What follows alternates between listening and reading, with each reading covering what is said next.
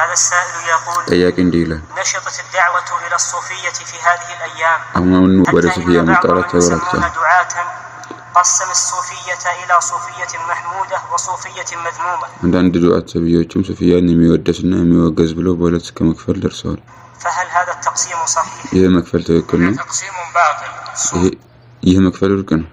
كلها مذمومة. ሁሉም ሱፊያ የተወገዘ ነው። وليس هناك تصوف محمود. የሚወደስ ሱፊያ የለም። لأنه بدعة. ቢድዓ ስለሆነ كل بدعة ضلالة. ሁሉም ቢድዓ ጥመት ነው። نعم.